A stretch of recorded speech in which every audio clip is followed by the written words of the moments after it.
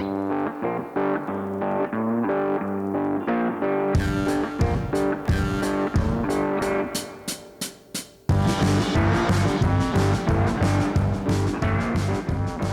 been studying the Old Testament book of Esther here on Reasoning Through the Bible.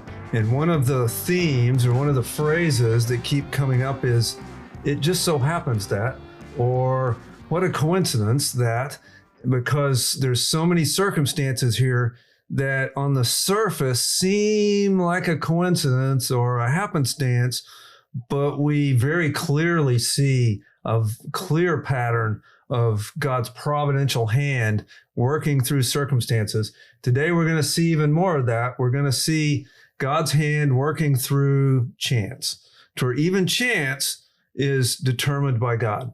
So it will be another great study today in the book of Esther. Yeah, I'm looking forward to seeing what's going to happen next as God, how is he going to work this situation out?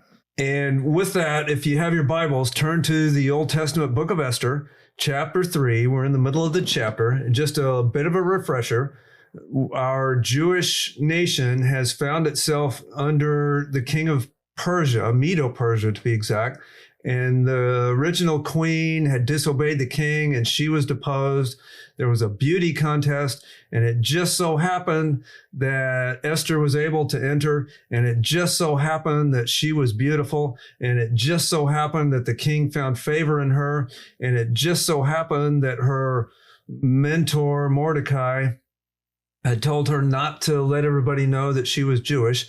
And it just so happened that Mordecai had a job where it put him in the gate as an official where he could overhear a plot. And it just so happens that he didn't get rewarded. And it just so happens that when Haman came along, he was promoted to a high official, and it just so happens that Mordecai refused to bow down, and it just so happened that that made Haman so mad that he decided to try to kill all of the Jews. Well, all those things didn't just so happen. It's God's hand of providence working out all these circumstances.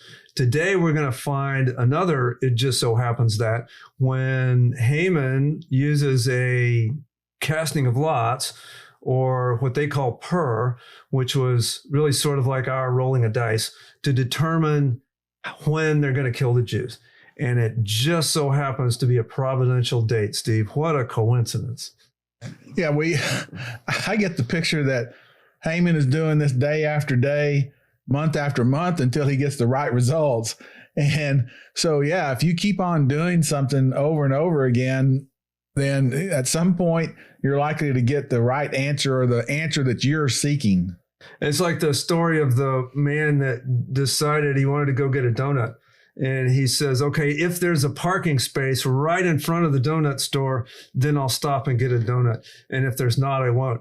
And so when he got back, was there a parking space? He says, yes. There was a space right there, right in front of the donut store. I only had to drive around the block 7 times before I found the space. So that's a little bit of humor. Some of them say very little bit of humor. But in here, we have something very clearly God moving through it. So Steve, if you could read Book of Esther, chapter 3, verses 7 and 8. In the first month, which is the month of Nisan, in the 12th year of King Ahasuerus, that is the lot, was cast before Haman from day to day and from month to month until the 12th month, that is the month of Adar.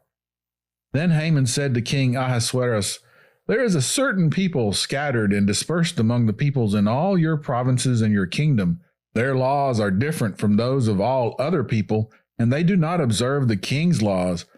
So it is not in the king's interest to let them remain. What this passage is saying is that, again, Haman had gotten so angry that he had decided to kill all the Jewish people. And so they're casting lots. They had some system of rolling dice or some random. Sometimes they would have a pot of colored beans and they would pull beans out, or some little system of randomness. In the text there, they use the word P-U-R. That's where their term for it was. So they're casting lots, a way of chance of determining what would be the best day to kill the Jews. So think of it, Steve. They're using this superstition way of determining when they should do a major event, in this case, to go commit mass murder. So I find it, one, ironic that people that are educated would use a method like this and find that there was some sort of meaning behind it. And so, Steve, how should we take these people? These were the most educated people of their day, the most powerful people of the day, but yet here they are plotting murder by rolling dice. I think it's just like what we said a while ago. You're seeking a legitimate reason to do it. And so through this casting of lots, that's going to give him a legitimate reason whenever he goes to the king and propose to do what he wants to do. He can fall back on this tradition of casting lots and say, well, we cast the lots and the lots said, this is the day that we should do it, or this is what action we should take. Doesn't mean that he's going to tell the king he's been working at this for a year in order to come up with this exact day or position. But it is what it is. It's like we said, if you work hard enough and cast enough lots by chance, you're going to get the answer at some point that you're looking for. And what it seems here, if we look at verse 7, it says in the first month, so they sat down at the first month and they started casting these lots. And the sense of the passage is that when the lots were cast, the magic day to kill the Jews was the last month of the year, 13th day of the last month. That would tell us that, what a coincidence. The Jewish people had a whole year to plan after the command to kill them. The date was almost a year out. So this gives time for Mordecai and Esther and the Jewish people to determine what to do and how to react. What a coincidence, Steve, that even the casting of lots came up very providentially for the Jewish people. And of course, there's no chance at all. What it's telling us here is that even in chance things like this, God's hand is in it. Were the lots falling randomly? No. The lots were falling the way God wanted them to. So look at verse 7 again. It even alludes there to the point made at the end of the book, which is the events that Esther gives in the history of the Jewish holiday called Purim. So the Purim came from this word pur, which really meant casting of lots. That's where it came. And of course, the book of Esther gives us the origin of this Jewish holiday of Purim. It also tells us here that this date that Haman came up with aligns with what we know about the Persian religious beliefs, or at least the casting of lots did. The casting of lots to determine a major political decision aligns with what we know about these ancient people, is that they put a lot of faith into superstitious things like casting of lots, things like that. They were so focused on their gods controlling the casting of the lots that they didn't really understand that the real God is what's under control of it to determine his people. They were trying to assume that their God or their forces of fate would help them on the best day to kill the Jews.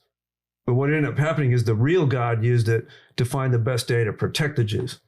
And so it's kind of ironic, even in the casting of lots. So let's go ahead and read the next few verses, starting at verse 9. If it is pleasing to the king, let it be decreed that they be destroyed, and I will pay 10,000 talents of silver into the hands of those who carry on the king's business to put into the king's treasuries. Then the king took his signet ring from his hand and gave it to Haman, the son of Hammedatha, the Agagite, the enemy of the Jews. The king said to Haman, "The silver is yours, and the people also, to do with them as you please." Then the king's scribes were summoned on the 13th day of the first month, and it was written just as Haman commanded to the king's satraps, to the governors who were over each province, and to the princes of each people, each province according to its script, each people according to its language, being written in the name of King Ahasuerus and sealed with the king's signet ring. Letters were sent by couriers to all the king's provinces to destroy, to kill, and to annihilate all the Jews, both young and old, women and children, in one day, the 13th day of the 12th month, which is the month Adar, and to seize their possessions as plunder. A copy of the edict to be issued as law in every province was published to all the peoples so that they should be ready for this day. The couriers went out, impelled by the king's command, while the decree was issued at the citadel in Susa. And while the king and Haman sat down to drink, the city of Susa was in confusion. In verse 9, Haman says that he's going to give a great deal of money to the king if he decrees that this Jewish nation be destroyed. Haman is saying that he's going to give it to those who do the king's business. It says in verse 9, I find this interesting. It hints that this giving of this money was somewhat secretive. He didn't just say, okay, here, king, I'm going to put it into the treasury. He says, no, I'm going to give this to the people that do the king's business, which means it's sort of a money laundering is the way we would call it today. If you're a politician, you don't just take the bribe directly. You have the bribe go through your businesses so it all looks legit. And so with this, that's the sense here, is that there's some underhanded payment deal going on here in order to kill the Jews. And so he's bribing the king to get what he wants. Bribing the king to get what he wants. What do we know in our day, Steve, about bribery? What should Christians know and do about bribery? Well, for sure, we shouldn't participate in it. And bribery brings about a corrupt government. And all it does is it brings people that want to be in government for the purpose of enriching themselves. That's what happens with bribery. People want to get in positions of power so that they themselves can become rich. They're not concerned with justice, or they're not concerned with what the people need or what the people have to have in order to survive and bring them justice. They just want to enrich themselves. So once you start down the road of bribery for your government officials, your country starts to go downhill. Bribery really is a way of helping your country go downhill. Christians shouldn't do it because we're commanded not to. And the example we have is the Apostle Paul was in prison in Acts chapter 24. And the leader, the king, kept bringing Paul in, thinking that Paul was going to give him a bribe to let him go. So Paul could have justified to himself and said, I'm more useful to God out doing ministry work than I am here in prison, and bribed his way out. But Paul knew better than that, would not bribe his way out, and God had a better use for him in prison because he wrote all the prison epistles, and he was able to get an audience in Rome paid for by the Roman government. So we should, as Christians, never follow a system of bribery. But on a more practical level, just from a nation, it sucks money out of the economy. It bypasses the tax system and ultimately hurts the government and the nation.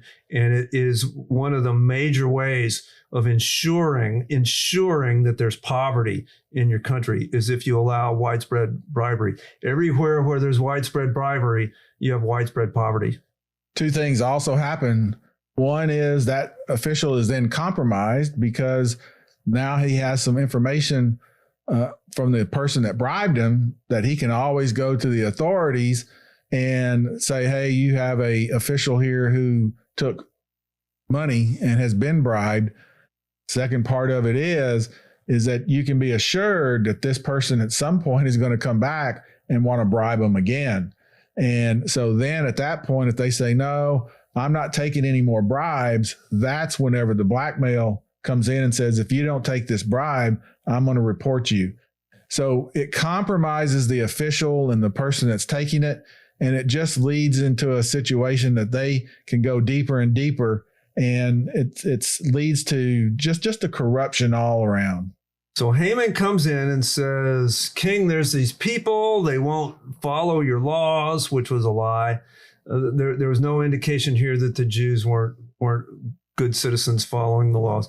So he goes and he lies to the king and says, there's these people out here and we need to kill them. And oh yeah, by the way, I'll pay you a large sum of money. I'll bribe it to you if you'll just make this edict. So the king agrees. And in verse 10, the king takes off his signet ring and hands it to Haman. So for those that don't know, what is a signet ring and what's its significance? Signet ring was what royalty used whenever the king had all the power, and it was a seal.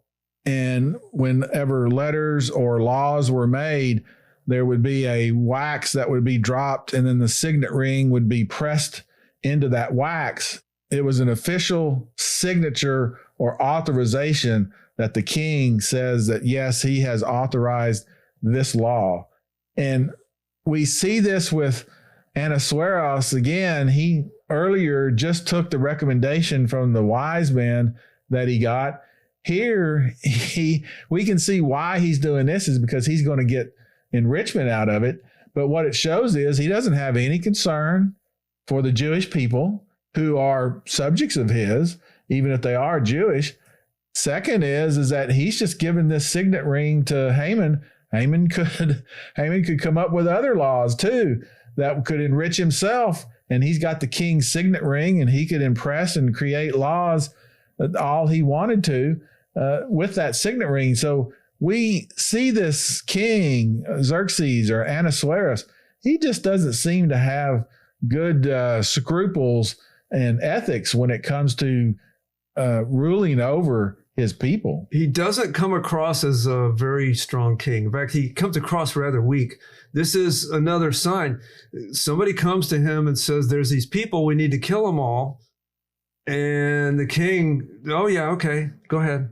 And gives his signet ring. Again, when there was only one of them, they were handmade. If that impression was in the wax, the only place that could have come from is the king. And so it's the symbol of authority. It's a way of passing all kinds of laws. And he just gives that away with no more thought than, oh yeah, it sounds good to me. So nowhere in this whole story do we see this king being powerful enough to say, well, I'm going to investigate this, or let me think about it. None of these kind of things. He's always swayed by the people around him. He's a very weak king, even though he's the king over the most powerful nation in the world at the time. He appears to be very careless.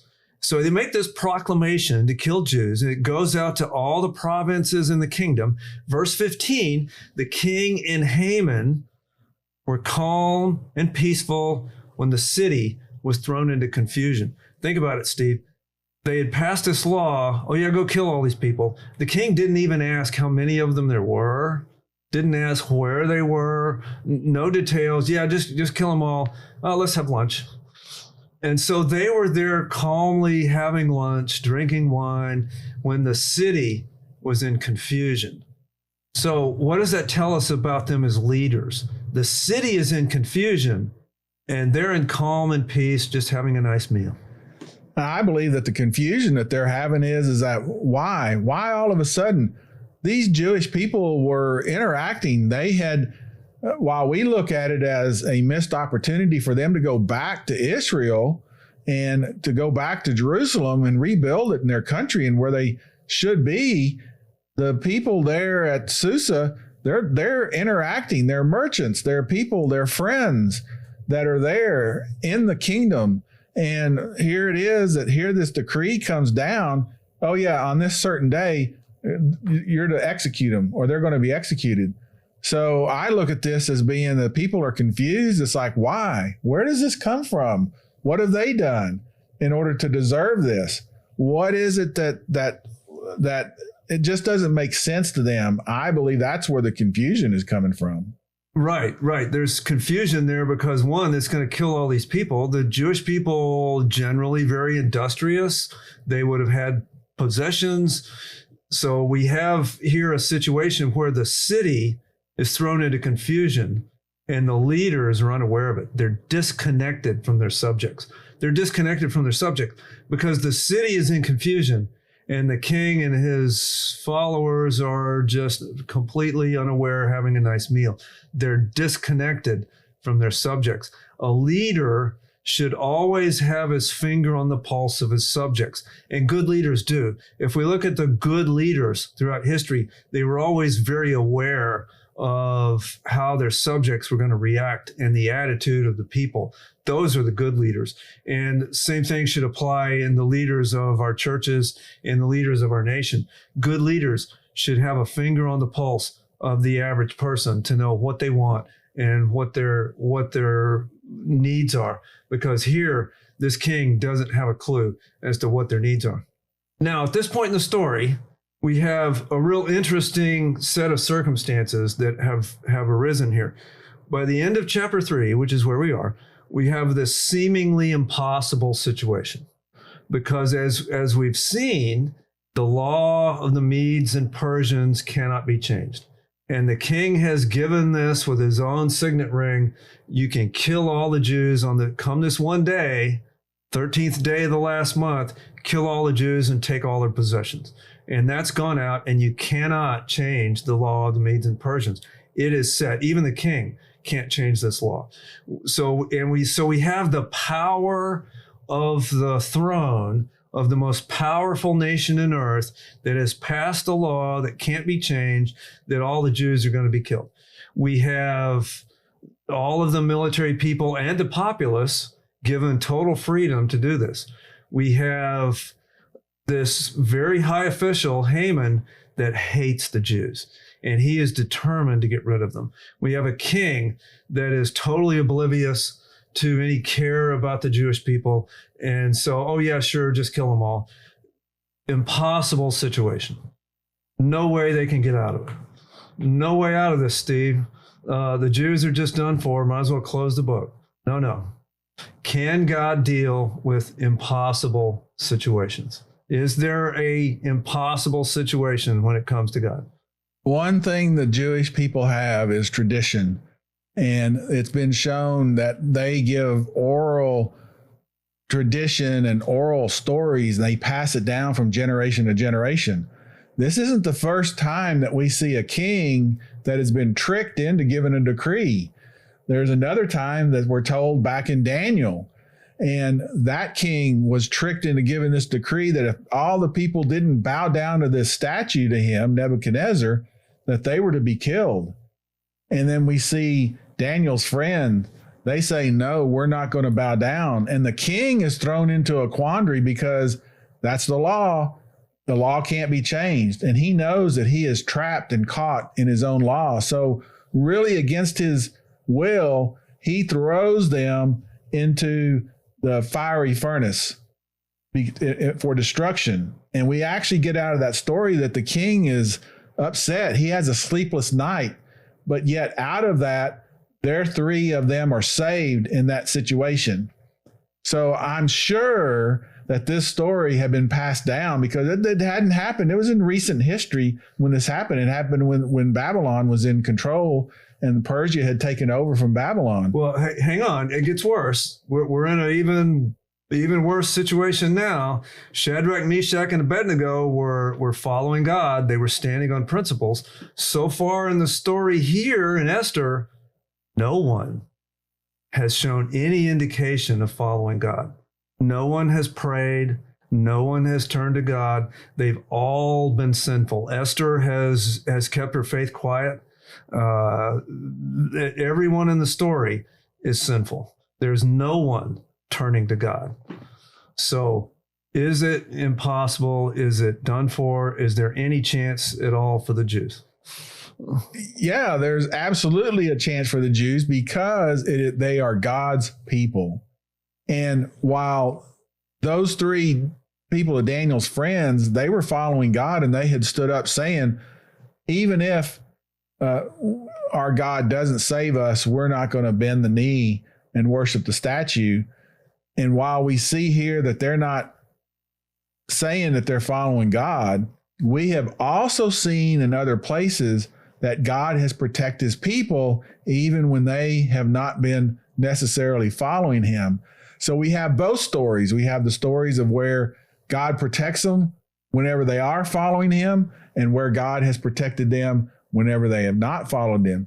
And so through both of those situations, we can know for sure that God is going to protect and preserve his people. Yes. And so there is no way out physically from this, from a man perspective. There's a way out, though, from a God perspective. There is a way out from a God perspective, simply because even though every circumstance is against the Jewish people here, we have a God that is above circumstances. We have a God who's overcome impossibilities.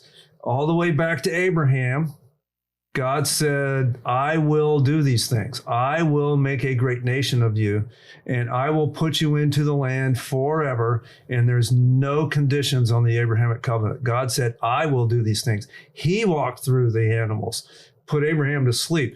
No obedience requirement on Abraham. Another one like that was King David. He had promised David, one of your descendants will be on the throne forever. And so there's two instances where God unilaterally, unconditionally promised the Jewish nation, I will do these things. So although the situations come up seemingly impossible here, we have a God that can overcome impossible circumstances. That is the God that we have here today. And I think that is something for people in our time. The people that want to say that God is through with the nation of Israel and that God has moved on, they need to be careful about that, and because it's God's plan. And there's plenty of stories in the Bible where God takes care of them. They need to make sure that they're not going against God whenever they do that. Right. I would also say in here, although all these circumstances are lining up, as we've seen earlier, God had the solution in place before the problem showed up. He has his person in the person of Esther already in a key spot, already waiting for the divine time clock to reach the right point where she could save her people. And so we'll see that as we come up in our future studies here in Esther, as we continue to reason through the Bible. Thank you for watching and listening. May God bless you.